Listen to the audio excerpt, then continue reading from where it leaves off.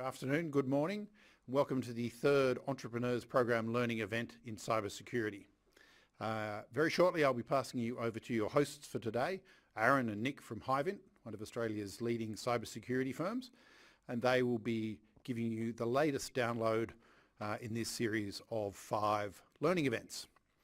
My name is Tony Shannon and I'm a business advisor with the Entrepreneurs Program, and the key service that I provide that I'd like to quickly tell you about is the business evaluation service. The service is delivered by business advisors with experience in their given sector. Mine is the ICT, digital and professional services sector.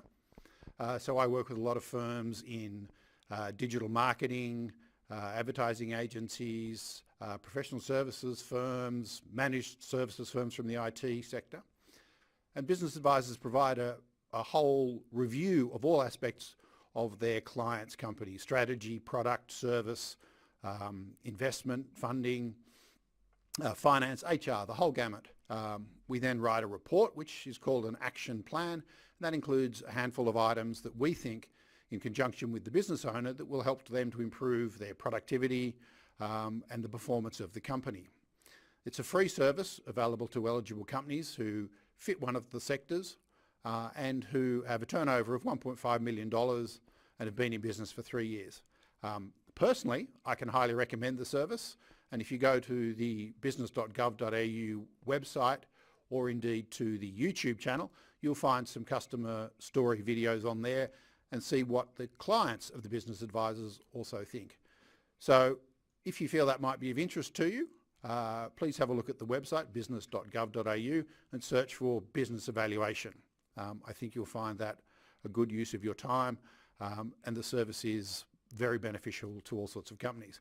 At the end of the business evaluation, there is the opportunity to apply for a $20,000 matched grant, which you can use to get external consultants to help you implement the projects that have been mentioned in the business evaluation action plan. And that, for instance, might include a cybersecurity strategy if that's something which you and your business advisor feel would be beneficial to the company.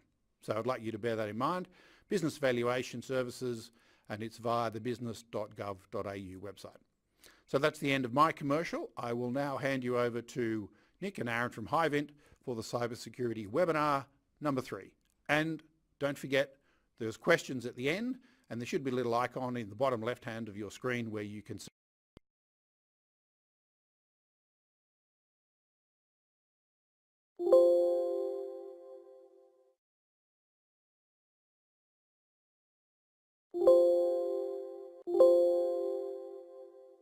Welcome to the third webinar in this series on cybersecurity for small and medium businesses. These webinars are brought to you by Australian cybersecurity consulting firm Hyvint as part of the Australian Government's Business Entrepreneurs Program. In today's webinar, we're going to focus on discussing the steps you can take wherever you are on your cybersecurity journey to improve your business's overall level of security against cyber attacks. Remember, this is ultimately about having the right level of security to manage the specific cyber threats your small or medium business is likely to face, which was the topic of our last webinar. So let's briefly recap what we covered. You'll recall that we spoke about a number of different cyber threats your small or medium business is likely to face. These include malicious email scams, which are the single biggest threat you're likely to encounter in today's online world. There are 2 broad types of email scams: phishing scams, where cyber attackers will try to coax you into clicking on a link to a bogus website where you're either infected with malware or prompted to enter sensitive information, such as login details to your sensitive online accounts, that can then be used at your expense. There are also business email compromise scams. These are a new and highly targeted type of email scam in which cyber attackers will impersonate someone your business trusts and seek an urgent transfer of money to a third-party account that they control. Remember, with cyber attackers sending thousands of these emails every day, your business is at threat, even if email is all you do online. We also discussed ransomware, in which cyber attackers circulate malicious software that encrypts your files without your permission so that they can hold your data hostage until you pay a ransom. we discussed hacking and device compromise, where cyber attackers will try to surreptitiously gain unauthorized access to your systems or devices, typically by trying to infect them with malware via deceptive messages, insecure websites, or vulnerable systems. Finally, we discussed denial of service attacks. This is where your organization's online presence is flooded with illegitimate traffic, affecting its ability to operate normally, and potentially your business's productivity and ability to keep functioning. It's also helpful to keep in mind who might want to compromise your organization. Whether these are internal staff, hacktivists, financially motivated cybercriminals, or cyber espionage groups, there's a range of different actors who might be interested in compromising your business's security. We discussed a variety of steps you can take to help reduce your susceptibility to each type of threat. These included, but weren't limited to, regular patching of software and hardware, using cloud-based email services, helping your staff spot the signs of malicious emails, making use of security software, and backing up your data. For more detail, refer to the Webinar 2 cheat sheet, available on Security Colony, which you can sign up to for free at portal.securitycolony.com/register. You'll also be able to use the Colony to ask additional cybersecurity questions and access a vast range of other cybersecurity resources to support your business. It's now time to kick off our third webinar. Thank you for joining us, and we hope you enjoy it. Hi everyone, and welcome to Webinar 3 that Hyvant's conducting in relation to cybersecurity for your small and medium business. My name's Aaron Rigu, I'm from Hyvant. And I'm Nick Elsmore. In today's webinar, we're going to be very much focused on the practical steps your organisation can take to most effectively secure you against the various types of cybersecurity threats that exist. And we'll be doing this using the framework that we initially introduced in Webinar 1, that being that cybersecurity is really an ongoing journey in which your business is really in one of three stages, which we'll speak about shortly. Now, just before we do that, it's important to set the tone by emphasising a point that we also mentioned in Webinar 1, and that is that you'll notice the steps we talk about when it comes to most effectively securing your organisation, depending where you are on the journey, really span across multiple areas. It's not just about implementing technological solutions such as good security software. That's certainly valuable, but is much more effective if you also have, for example, secure processes in your business and the way you approach security, such as effective patching processes, and you also have a good approach to cybersecurity when it comes to your people. In other words, for example, awareness training, making sure your staff are aware of spotting the signs of malicious emails is just one example. So it's important to keep that in mind. A good approach to cybersecurity is really a multi-pronged approach, and that's going to be the focus of the various measures we're going to talk about today. One of the things that I really focus on there is when you look at cybersecurity attacks, there are both highly automated attacks that are generally very technical in nature, and there are also some really, really custom and targeted attacks, like some of the business email scams that are very, very targeted at trying to get high value type compromises. When you look at those two different groups, the high volume attacks, so things like ransomware, things like your generic phishing attacks, really you need a technical solution to deal with that because you're dealing with the problem at scale and at volume. Whereas when you're dealing with an attack that's targeting an individual and someone's actually spent time to try and target that attack really well, it's unlikely that many technical solutions can actually stop that. It's actually going to require a process or people having an awareness of it to be able to respond to that effectively. Thanks, Nick. Now, when we're talking about the cybersecurity journey, you're really going to be in one of three stages. You'll be starting out on the journey in many instances, and we'll talk about how you can identify when you're starting out on the journey in a moment. You might already have some experience, so you might already be doing some good things when it comes to cybersecurity, but you're looking at trying to identify what the next steps actually are to keep improving. And finally, you might be quite advanced on the journey, but now you're looking to take the steps to become an industry leader when it comes to cybersecurity and really show industry stewardship. And we'll speak about that towards the end of the webinar and what steps you can take in those sorts of situations. Now, if you're starting out on the cybersecurity journey, there are generally going to be some common indicators. For example, you might be in a situation where cybersecurity, just for whatever reason, simply isn't something you've thought about much to this point in time. But you might have heard a lot about recent cyber attacks, global cyber attacks, such as the recent global WannaCry ransomware attack is just one example. And so you realize now that you want to start taking cybersecurity more seriously.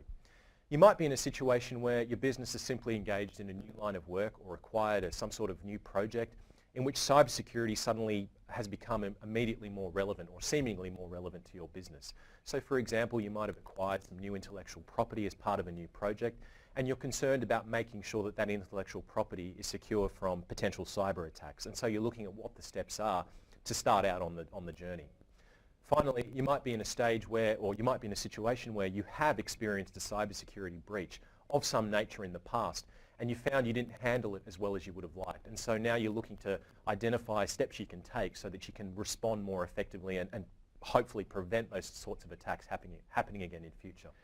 Yeah, and one of the things that I think is really important to highlight here is this concept of sort of starting out in cybersecurity really isn't implying that your organization's done anything wrong in not focusing on it in the past. The reality is that for most organizations, cybersecurity is just one of a huge number of issues that they need to deal with. And obviously, if you're not getting any customers in the door, if you're not actually delivering services effectively, then cybersecurity is something that would be nice to deal with, but really there are bigger problems. So cybersecurity is just something that fits into the whole sort of gamut of issues that as a business you need to deal with. And given the focus that's starting to come onto it, given the things like WannaCry, other data breaches that have happened, mandatory data breach disclosure laws which are coming in Australia in the first quarter next year, with all of that together, now more and more organisations are starting to recognise that they need to put a focus on it. So I guess the important thing is just to recognise that the fact that it hasn't been a focus for organisations in the past isn't necessarily the fact that they've made a bad decision. It's just that the industry is changing. So if you're in the situation where you're starting out on the cybersecurity journey, there are a series of 6 steps that we would recommend. And we'll talk about these in some detail in the ensuing slides. Firstly, making sure that your hardware and software is kept up to date with appropriate patches and making sure you have a good patching process in place. Using a cloud-based email service to filter out many types of malicious email scams before they even arrive in your staff's email inboxes. Using strong and unique passwords and, where possible, two-factor authentication is a very effective way of helping to secure your organization against various types of cyber attacks, particularly hacking and device compromise types of attempts.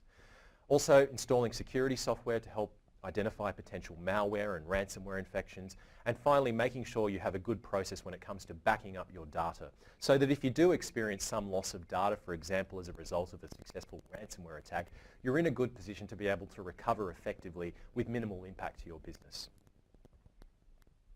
Now firstly, patching. Now look, at the risk of sounding highly repetitive, you'll recall that we've spoken about patching both in our second webinar and in our first webinar quite a bit. And there's a very good reason for that, because ultimately patching is one of the most fundamentally important measures that your organization can take to effectively secure yourself against cyber attacks. Patching essentially refers to patching up security holes using common parlance, I guess you could say, that are identified in software and hardware that you use, either by security researchers or software and hardware vendors. The key thing to remember when it comes to patching is that a patching process is really only going to be effective if you have a consistent and prompt approach to patching. There's no real use patching software and hardware in one instance every month for a couple of months and then leaving it for 6 months, because oftentimes in that time many new security vulnerabilities will have emerged. And a good example of that, which we just spoke about in a couple of the previous slides, is the WannaCry ransomware attack. Now that received significant publicity earlier this year, you might recall. And the WannaCry ransomware attack was particularly insidious because it spread quite rapidly by exploiting a vulnerability in the Windows operating system that enabled it to spread across networks and network shares far more quickly than it would have been able to otherwise. Now the interesting thing about that piece of ransomware was it actually targeted a vulnerability in the Windows operating system that had had a patch released for it by Microsoft 2 months prior to the release of the ransomware itself. But in fact, many thousands of machines around the world simply hadn't applied the patch in time. And because of that, the ransomware is able to spread far more prolifically than it would have been otherwise. So one of the key messages from this slide is make sure when you come to implementing a patching process, and we'll talk about those steps in a moment, just make sure that the patching process is really consistent and regular. Now this slide has a lot of information on it, but really the key message from it is that the rate at which new opportunities for cyber attackers to target different vulnerabilities in software and hardware is growing year on year. Microsoft released a security intelligence report on an annual basis, and they produced this graph which actually documents data that has come from what's called the US National Institute of Standards and Technology National Vulnerability Database. Now that database essentially records vulnerabilities that have been disclosed in the previous year by software and hardware vendors and security researchers. And what's interesting is, as I say, it's showing that vulnerabilities, the rate at which vulnerabilities are emerging is growing year on year. So as one example, at the end of 2015, around 6,300 new software and hardware vulnerabilities were identified and reported into that database. Now that's probably going to only be the tip of the iceberg, because indeed many hardware and software vulnerabilities won't actually be reported and identified in this sort of data. But it just goes to show the potential opportunities that are there for cyber attackers to target different vulnerabilities that might affect your business depending on the combination of software and hardware that you use. And finally, it's important to also emphasize, while we're speaking about the number of new opportunities that are available to cyber attackers, to also make sure that your patching processes extend to vulnerabilities that might have been in existence for some time. Just because vulnerabilities have been around for 5, 6, 7, even 10 years doesn't mean cyber attackers won't target them. Verizon, in their 2016 Data Breach Investigations report, actually found that cyber attackers are still most commonly found to target vulnerabilities that have been in existence for close to 10 years. So it's important to make sure your patching processes really extend across a wide spectrum of time. Now, in terms of practical steps you can implement when it comes to patching. Firstly, we've spoken about the importance previously of making sure you turn on auto updates wherever possible across key software and hardware. Auto updates takes the burden significantly away from your organization in terms of having to manually patch every single piece of software and hardware that you use. So wherever possible, please enable it.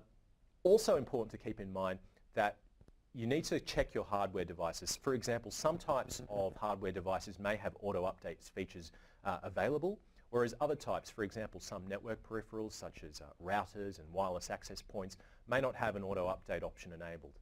In these sorts of situations, you need to actually check with your IT provider or check on the manufacturer's website, firstly to see whether any patches are available and what the patching process is. But important not to neglect those devices. And we've also mentioned on this slide that you can use what's called a personal vulnerability scanner. Now, these are pieces of software that are available for some types of operating systems that you can install, and they're available free of charge. And the good thing about these is they can provide you with a picture of what software and hardware that you're using that's connected to your key systems, which may be unpatched. So it can provide you with a quick holistic overview of where you need to quickly prioritize applying patches. And that's actually something as well, when we talk about the security software suites a bit later on, some of the security software suites or internet security software suites that are available actually have this function built in. So they'll actually be able to effectively inventory all of the applications on your workstation or on your laptop and provide a view on whether or not there are patches that are missing or whether those pieces of software are out of date. So that's actually a really effective way to do it as well. Now, just the final points when it comes to patching. Make sure that it's obvious that making sure you patch your operating systems is important. And obviously, indeed, most organizations would initially focus on that. But cyber attackers can also exploit vulnerabilities that exist in your other types of software. And these can be as basic as your zip archiving software, office productivity applications, web browsers, and so forth. So really make sure that your patching processes apply across the whole range of applications that you're using. Also important to be mindful of the fact that software vendors will often reach a point where they'll no longer support a piece of software. They might consider it's no longer commercially feasible to do so because there are later versions of the software that are more widely in use. And they may no longer, in those instances, release security patches for those pieces of software or even hardware, despite the fact that new security vulnerabilities have been identified. Some examples of this include the Windows operating system. So Microsoft no longer actually supports the Windows XP operating system and Windows Vista. In a few months, they're no longer going to be supporting Office 2007. And Adobe has announced that by 2020, they're no longer going to be supporting the Flash plugin, which has been the bread and butter of many interactive web applications. So important in those sorts of situations to either upgrade to a later version of the product that's still supported, or alternatively look at an alternate product that you still trust and would still be prepared to use. Don't keep using those sorts of products, because in those situations there may be security vulnerabilities identified down the track which are going to be very hard for you to remediate, because there won't be patches made available for them in many instances. So that's patching. And the reason that we spend so much time on patching is just because it really is such an important security control. And the reality is, when we talk about things like, phishing, we talk about different attack techniques. Often those attack techniques are actually aiming for a way to get into the organization, but they're not actually going to be executing things themselves. And so really what's necessary is, one, to have the awareness and make sure that you can stop from sort of clicking on a link or going through some process of executing malicious code. But if you have patches installed, often that can then stop that malicious code from actually being effective, from being able to compromise the system. So patching really is the key to many security controls. Moving on to some of the others though, because certainly patching's not alone. Using a cloud-based email service is one of the others that's really important. So the reason we talk about using a cloud-based email service, and what we're talking about here, is things like Google Apps, Google Mail, Microsoft Outlook 365, and also things like Amazon Workmail, and there are others as well that are really, really widely used and really, really credible. Ultimately, the reason this is so important is when you're managing your own email server, or you're trying to do it yourself, you then have to worry about sort of patching that system. You have to worry about building in your own filters and trying to filter out malicious email. Whereas if you're using a platform provided by someone like Google, Microsoft, or Amazon, you can rely on the fact that they have literally hundreds, if not thousands, of people who are focused on ensuring the integrity of the platform and getting rid of that malicious email for you. So you really do get the benefit of scale, and you really do get a significant benefit in being able to have that dealt with basically collaboratively by organizations. Now, the other advantage is that those organizations don't detract from your ability to use the software that you're probably already using. So for example, if you're already using a desktop email client, most of those cloud providers can actually be integrated with that. So you don't actually have to change the way that you go about your day-to-day business, but you do get the benefits of improved filtering. The next thing that we'd like to talk about is passwords. Now, passwords have been around for about as long as the internet and about as long as computers in reality. But passwords really haven't changed much in all that time. Interestingly though, something that has changed in the last couple of years is a lot of the cybersecurity industry's theory around what makes a good password. So whereas historically we were very focused on having passwords of a particular length, so for example 8 characters, and really focusing a lot on complexity requirements around having special characters and numbers and uppercases and lowercases and everything else, really we're starting to realize that actually creates bad behaviors. It creates behaviors where people come up with words like, password 1 with a capital P and the @ symbol instead of the A. It's widely used, and everyone knows that that is a way of having something that meets the 4 different types of uppercase, lowercase, special character, and a number, but it's really a pretty useless password. And so the problem that we've created is we've created this situation where the passwords that people are using are actually just as easily guessable as they always were previously, and they're also really, really hard to remember, so the usability is pretty bad. The way the industry is now going is actually starting to back off a lot of those complexity requirements and focusing purely on length. So our recommendation now is to focus on having at least a 12-character password, but you can pretty much remove most, if not all, of those complexity requirements. Certainly we still recommend that they're not dictionary words, they're not easy to identify or easy to generate, but you can actually get rid of most of those complexity requirements in exchange for having a longer password. Now, one of the ways you can do that is through actually using what's called a passphrase. Now, a passphrase is simply a way of saying, rather than using a word and focusing on this being a word, actually use a number of words that are strung together that can be easier to remember. As an example, if you're a particular fan of the Sound of Music, if you use "The hills are alive with the sound of music," that's a really long password and it's not going to be guessed very often. So something like that is easy to remember and actually very effective. And if you're not a fan of the Sound of Music, then my apologies, but I'm sure the same thing will work whatever you're into. So the key is that a passphrase is longer than your average password, and it is easy to remember, but it's also very effective. The other thing that's worth considering with passwords is using a password management piece of software.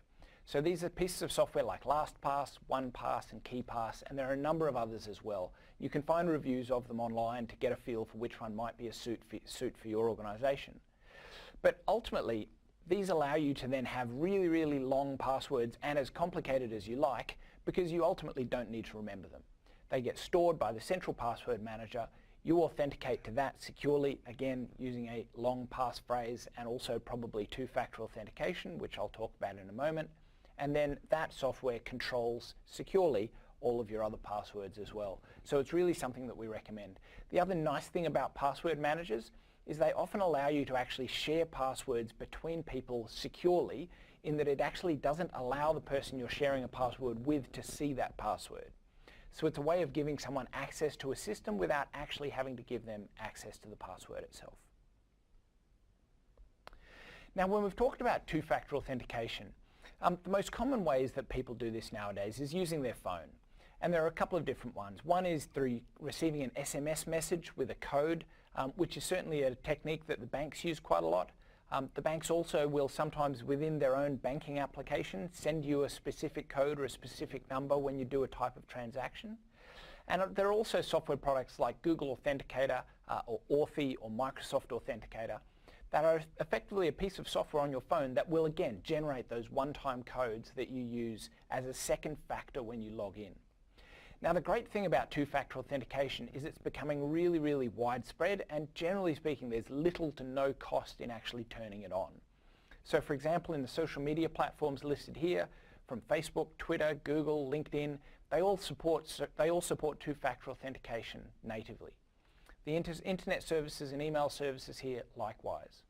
One of the things we definitely recommend is for your email service, if you can, turn on two-factor authentication. And the reason for that is that your email address is used so often as your login, as your user ID for online systems. If someone gets access to your email, they can then use that to effectively reset any number of other passwords to get access to those systems.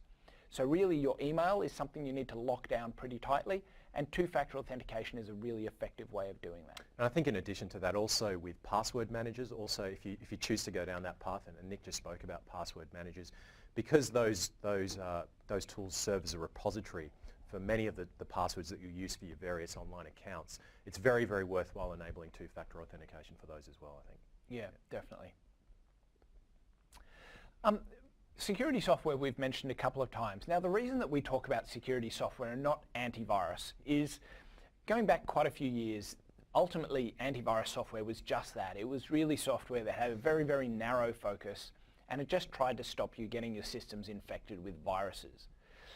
That's effectively evolved from antivirus. We started calling it anti-malware software for a while. But again, the reality now is that this software can be really, really broad in its application.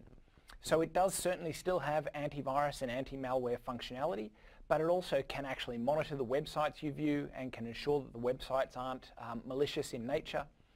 It can actually prevent some unauthorized connections externally, and particularly around things like insecure wireless networks. And so the whole sort of function of it is much broader than just anti-malware. It is genuinely a broad security software. And the piece that I mentioned earlier as well is quite a few of these, Avast being one as an example, which is free, actually have the ability to scan your system for missing patches and recommend that you actually go and install those patches. So it works as effectively a personal vulnerability scanner. And what we do recommend is there's a Webinar 3 cheat sheet available from Security Colony, and that has some links to some really, really good resources that list some of the security software packages that are available. And also with some of the reviews, because different packages will be of different relevance and different usefulness for different organizations. And lastly, when considering security software, it is also worth looking at some of the next generation platforms. Now, these are often called EDR, or Endpoint Detection and Response. And some of the examples in the platforms are talked about on the right there. Now, these generally take a slightly different approach. They are narrower in focus in that they don't necessarily help with some of the other sort of non-malware functions that I spoke about on the previous slide. But effectively, they can use machine learning or artificial intelligence to look for bad behaviors by your system or by software. And so they can actually be a really, really good either addition to, or in some cases, a replacement of some of the security suites that you have. So it's certainly worth considering them when you're looking at the software that you have in place. Thanks, Nick. So the other important, and the final area when it comes to starting out on the cybersecurity journey that it's really important to be mindful of is backups. Again, backups we've spoken about in the context particularly of ransomware attacks, but really any sort of situation where you might experience a loss of data, for example, through corrupt hardware or corrupt software or so forth, necessitates having a good backup strategy in place. And what we mean by having a good backup strategy in place is either, for example, using a cloud-based backup service, so at a regular interval, identifying where your key data within your organization resides, and then pushing that off into a cloud-based service. Or alternatively, depending on what suits your business, it may be as simple as using an external data drive and backing your data up to that on a regular basis. The important thing is to make sure that you're backing up on a regular basis, but really for a frequency or to a frequency that makes sense for your organization. So for example, if your key data, if you've got the sort of business where your key data assets are changing on a daily basis, then it makes sense really in most instances, if ideally, to back that data up daily as well. Alternatively, if your data is changing on a less frequent basis, then you might extend that period out to a week, for example. But really, consider what's going to suit your organization, and it's important just to make sure that you've got a consistent process in place for backing up your data. Now, it's also important to be mindful of the fact that typically, as I say, you're going to be backing up data that's quite important to your business. So just like you would secure that information when it's live in your IT environment, make sure you treat the backups in a similar way. In other words, make sure the backups are secure. Now, in the context of a cloud-based backup service, that might be as something like making sure that you restrict who has access to those backups to only staff who really need that access, using two-factor authentication, which Nick spoke about a little bit earlier on. Alternatively, if you're using an external data drive, it might be as simple as storing that site, preferably in an off-site location, in a safe, for example, a secure safe that only authorized staff have access to. Also, you can make sure, you can add an additional layer of security by using built-in encryption. We've used the example of the DataShare range of products, but there are a number out there on the market. And essentially what this means is that as soon as you load the data that you're backing up onto these drives, encryption's automatically built in. And so if those backups end up falling into the wrong hand, they can't be accessed by unauthorized parties. And the final point on this slide, very, very important, to make sure that on a periodical basis you're actually checking the backups to make sure that they actually work. Now this can be as simple as and rudimentary as going through a few of the backups, say once a month, and just checking some of the key files and making sure that they actually are accessible and workable. The last thing you want to get to is a situation where you suffer a cyber attack of some kind, for example a ransomware infection, and you lose access to some of your live data, and then you check your backups out and you can't actually use the data because it's not, your backup processes haven't been working properly. So make sure to test your backups on a periodical basis. So those are the steps for starting out on the cybersecurity journey. Now, if you're already doing all those things, and you're significantly ahead of the curve, now there are a series of 5 additional steps, most of which are preventative strategies, but there are also, there's a contingency strategy, and that's cyber insurance, which we'll speak about in a moment. And the first step is making sure that you encrypt or incorporate encryption onto your key data and devices, making sure, essentially, particularly with mobile devices, that you enable built-in encryption. The reality is for most workforces nowadays, your staff are going to be highly mobile. They're often going to be working off-site. They're going to be using a combination of laptops and tablets and smartphones, much of which will contain your sensitive organizational information. So it's important to make sure that you apply whatever controls you can so that if those devices are lost or stolen, that information doesn't automatically just fall into the wrong hands. One of the most effective ways you can do that is to enable built-in encryption. And this is available on most common operating systems nowadays, or most operating systems that are widely in use. Windows and Mac OS both have built-in encryption options available, and so do the equivalent mobile operating systems. So Android and iOS both have encryption built in. Often these are enabled by default, but it is worth going and checking because that's not always the case. And we do sometimes receive questions or concerns. We hear concerns about enabling encryption potentially resulting in a performance impact to the way your systems operate. But the good news is that nowadays encryption the implementations for encryption are so well done and so sophisticated that really the performance impacts are negligible. So that's not really something you should be too concerned about. And we've also mentioned there, but make sure to check out the Webinar 3 cheat sheet where we've got some more information and resources you can access for the steps you can follow to enable encryption on various types of operating systems. Making sure that you manage your user accounts appropriately is something we've touched upon previously, and we've actually also referred to it in the context of things like backups and password management and so forth. But it's worthwhile having a separate discussion about it here. And this is really a few simple steps, so it's not that difficult to implement, but it's as simple as making sure that you manage your accounts in a way so that if you suffer a cyber attack of some sort, you're able to effectively contain the scope of the breach. And proper user account management practices can greatly aid in that. And they can also aid in investigations following a security breach, because they can help you to more effectively identify the potential source of attack, which can aid you in identifying lessons learned that you can incorporate into your cybersecurity strategy in the future. Now, this is as simple as making sure that each of your employees has their own account, and that account really only provides them with the access privileges they need to do their job. So not providing them with access to applications or systems that are beyond what they really need to do their day-to-day work.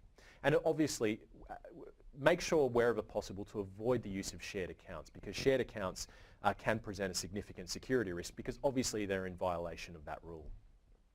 Also, make sure to carefully manage the way you allocate administrative accounts within your organization. Administrative accounts, to use the analogy which we've also mentioned in the past, are like the master keys to your organization's IT environment. They effectively provide whoever has access to them to the wide gambit of applications and systems you have in place within your organization's IT environment. So make sure only the staff that really need access to those accounts have that access. Also make sure that you secure those accounts with strong passwords, and also make sure that those staff who have access to administrative accounts have a separate account that they use for their day-to-day job functions. In other words, for example, if they're undertaking a major configuration change that requires administrative access, then they log into the administrative account for that purpose, and then they log back out, and then they log into their normal work account for their day-to-day job functions. And then lastly, the thing we want to talk about is awareness. Going right back to the start, one of the things we mentioned was the need to cover technology, process, and people. And ultimately, people comes down to awareness and the culture within an organization about how information is protected and how systems are protected as well.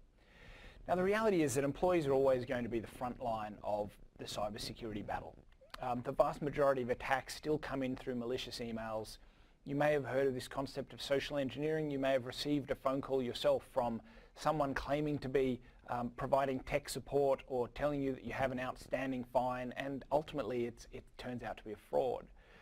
Ultimately, the people who are at the front line of that are going to be your staff, and so ensuring that there's a level of awareness and a level of understanding of the importance of cybersecurity within your business is something that's really, really important.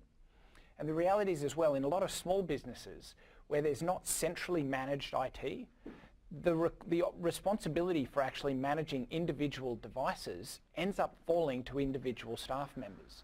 So some of the things we've talked about, like the need to patch systems, isn't something that's the responsibility of a broad IT department. It's the responsibility of individual users that actually have their laptops and their devices. And so it's really important, and more so in a small business than in a large business, that all staff actually have an understanding of what they need to do to operate securely, because you may not have the support of a large IT team to try and provide that function. The other thing in terms of email protection that we've spoken about is, whereas earlier we mentioned using cloud-based email service providers because that provides a level of filtering of email before it gets to your staff, there are actually higher level services as well provided by companies like MailGuard, which is a great Australian business, and also companies like Symantec emailsecurity.cloud or Sophos Email that actually provide really, really targeted filtering of emails. And so these can actually sit in between the emails that are coming in and the cloud email service provider, and they can actually filter out most of the malicious emails before they even get to the cloud email service provider themselves. So using one of these advanced email security solutions can also be really effective, particularly if you are finding that you're being subject to a significant number of malicious email-based attacks.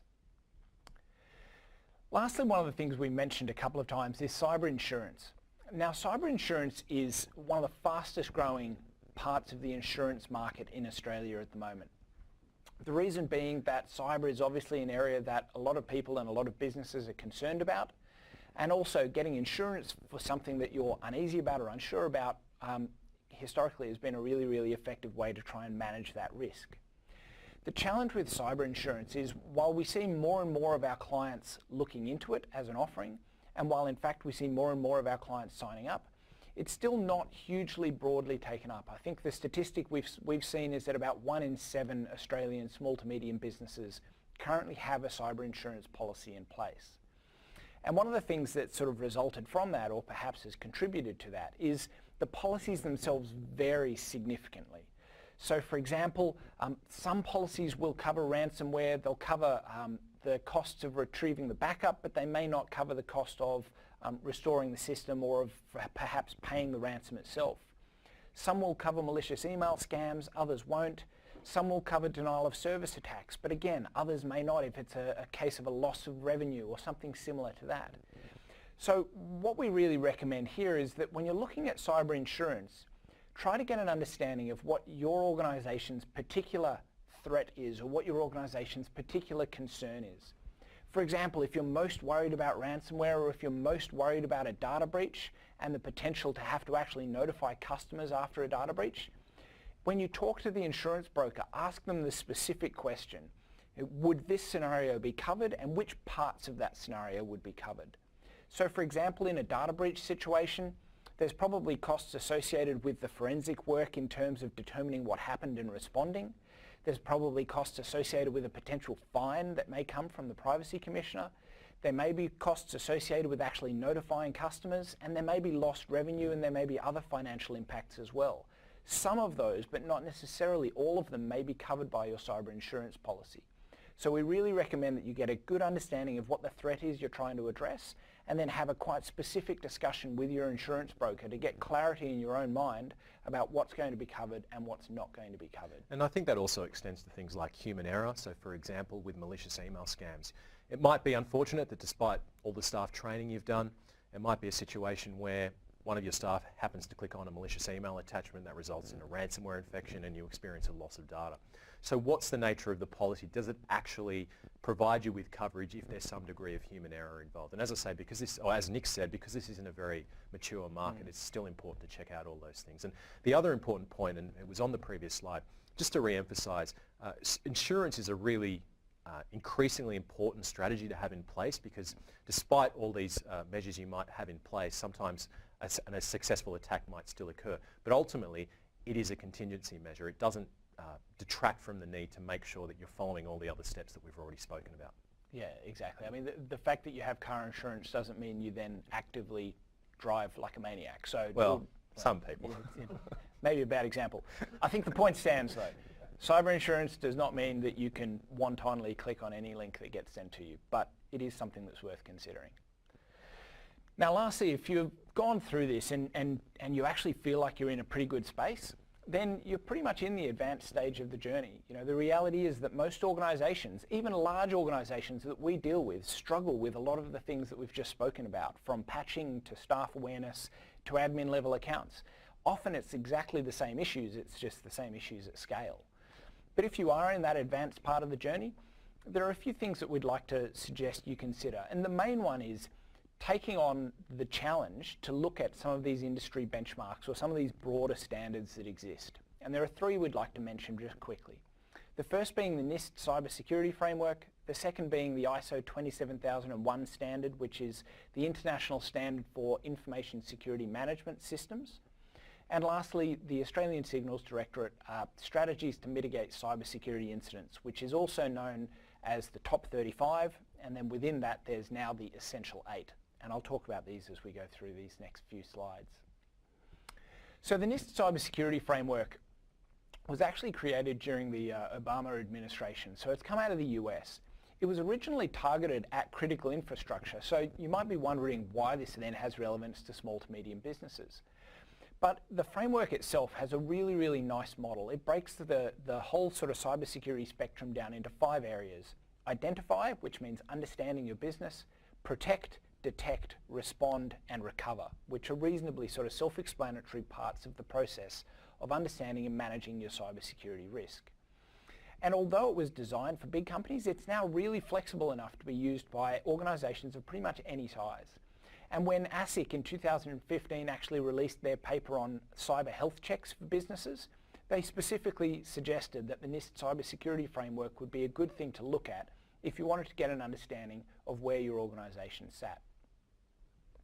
The next one, which is really the bellwether of standards in Australia, is ISO 27001, which is the International Standard for Information Security Management Systems.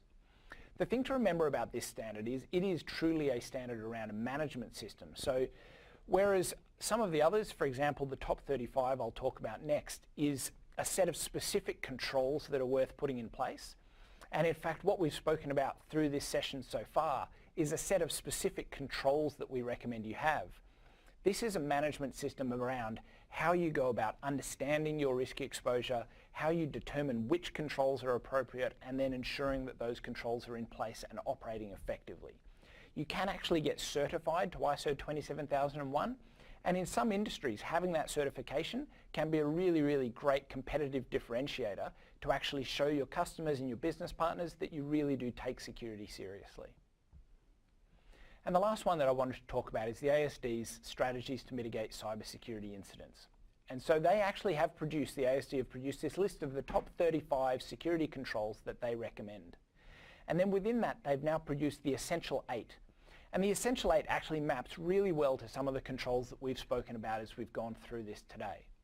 Now, one of the specific things that's not included in our discussion so far, but is included in the Essential 8, is the concept of application whitelisting. Now, application whitelisting is an extremely effective security control. The reason that it hasn't been included to date is largely that it can be very complex and very difficult to implement. And so the success rate of organizations that we work with attempting to implement it is actually reasonably low. But if you are at the point where you've moved through and you're at quite a significant level of maturity, looking at application whitelisting as a control is definitely recommended. So lastly, when we're looking at some of the resources you can go to from here, ASD and the NIST Cybersecurity Framework links are included there, and these slides will be available both on the Security Colony website and I believe also on the business.gov.au website with the webinars. And of course, Security Colony we've mentioned a couple of times. Please do, if you haven't already, set up an account. It's free to join. You can ask us any questions. We've already had some great questions related to the webinar that have come through. And you can also download a whole range of resources that'll help you with your cybersecurity journey. So thanks very much for joining us. That was the third of the webinars. There are 2 more to go. The next one is on incident response specifically, which should be a really, really interesting and timely webinar in the context of the data breach disclosure legislation. And then the last one is looking at suppliers and the cloud, so looking at how you can ensure the security effectively of your outsourced environment. But right now, we're certainly keen to take some questions and see if we can help. Okay, thank you, Nick and Aaron. We haven't actually been flooded by questions so far, so if you do have a question you ask, now's the time to get those fingers working furiously.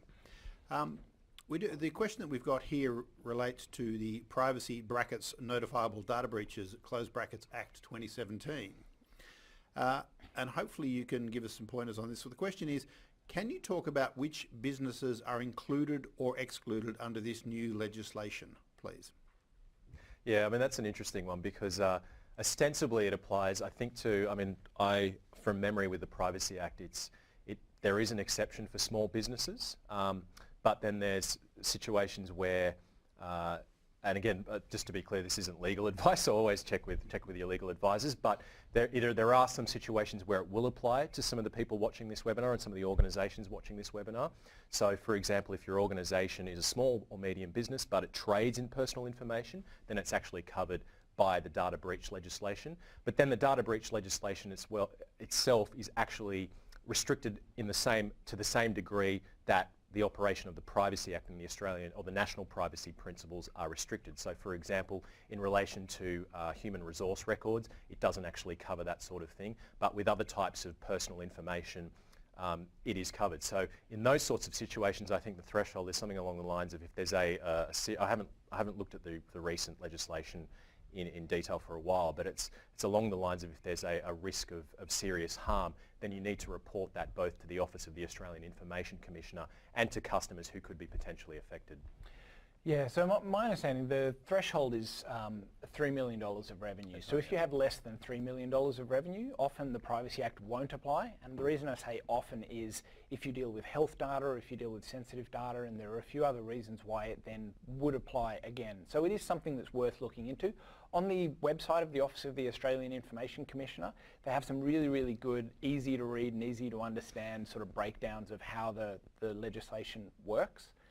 But in practice, the thing that really changes with the mandatory data breach disclosure regime, which is, I guess, the way we in the industry are referring to that act, is it basically creates a requirement to have a process in place to determine whether or not a breach needs to be disclosed. Because not all breaches need to be disclosed. Essentially, the breach only needs to be disclosed if there is, as Aaron mentioned, that risk of serious harm. And so effectively, if you're to have a data breach, there then needs to be some process and some decision-making authority within the organisation about how you're going to assess whether that risk exists, who's going to make that decision, and then having made that decision, the actions that you're going to go through in terms of doing the notifications. And so there are some processes that actually need to be established and put in place, because the last thing you want to have happen is to actually have a data breach and then try and figure it out on the fly. So that's certainly, I guess, our main sort of recommendation around it. Okay, thanks guys. Could you just repeat that Office of the thingy-madoodly? Sure. You had the summary, yeah, please? So the Office of the Australian Information Commissioner, the website is oaic.gov.au, I think. oaic.gov.au. They used to be the Privacy Commissioner, and now it's changed, so yeah. So private, no one could find them. A question about passwords. The questioner asks, I recall being advised having a space in a password increases security, where computers are used to try and crack codes, i.e. the space, hills space, r space, alive, etc., versus the hills are alive with the sound of music. Thoughts? Yeah, Fallacy? I mean, that's true, definitely. So in a sense, I mean, the space is really, from a computer's perspective, it's just a character. So it's a special character. It's no different to, the star or a full stop or whatever else. Certainly anything that you can do to increase the length and then the sort of the number of characters that are potentially in any particular spot is good. And so, yeah, I mean, adding in spaces, adding in special characters, if it's easy to add in an apostrophe at the end, then do that. I mean, ultimately, complexity of passwords is good, up to the point where the complexity makes it impossible to remember and starts sort of creating bad behaviours in terms of the way you create passwords. But yeah, if I was using the hills are alive with the sound of music, I'd put spaces in there. Okie doke, thank you. Someone asks, is MS Defender for Windows 10 sufficient and comparable to other virus checkers? Yeah, look, it's not bad. Most of the checks, most of the sort of antivirus shootouts that I've seen recently have actually shown that it's performed pretty well. Certainly it's worth looking up. So things like Tom's Guide, so a lot of the security sort of magazines or IT magazines will run annual sort of bake-offs of the different programs. The difference about Windows Defender, though, compared to some of the other security suites is it doesn't provide, or it won't provide, a lot of the same functionality. So things like the personal vulnerability scanner functionality, the ability to manage and protect some connections to sort of insecure Wi-Fi networks and things like that. So there is a benefit in having a standalone security suite. But certainly Windows Defender, if the option is to either not have anything or have that in place, absolutely. Certainly better than nothing, it's definitely a good place to start. Here's a quickie. Define serious harm. Yeah, look, and that's a great question, and ultimately that is part of the discussion and debate that is currently happening in the industry, which is it's not defined. So serious harm is something that needs to be assessed on a case-by-case basis. To give you an example, one of our clients had a data breach, and they lost, I think, about 50,000 records, which were, I think, name, email address, and there may have been the home address as well. And the question came up, you know, this is obviously well before this notifiable data breach comes in, but the question was, would you consider that to pose a risk of serious harm? And it's an interesting discussion. You know, on the face of it, my initial reaction is probably not. If I was one of those 50,000 people, would I want to have it disclosed to me? I probably would. And so I think there's sort of this, there are two different forces at play here. One which is, what does the legislation require of you and what is justifiable? And then the other is, given that there's a pretty good chance that it's going to become publicly known that that breach happened, do you want to be on the front foot or do you want to be on the back foot?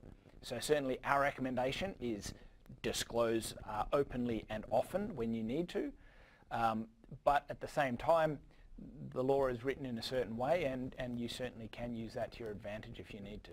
And it's a good question. I mean, in the next 2 to 3 years in particular, there's going to be a lot of ambiguities around the data breach legislation, which are really going to have to be resolved over that period of time. And so that also, naturally, as more and more organisations disclose potential or actual data breaches, naturally their security practices are going to come under more scrutiny. So the question that we sometimes get is, well, what is sufficient security to make sure we stay on the right side of that legislation? Now, the steps we've spoken about and referring to some of the industry frameworks we've spoken about is very, very useful. But again, that's going to have to be something that's, I think, clarified as this legislation comes into operation and continues to have effect over the next couple of years in particular. Yeah.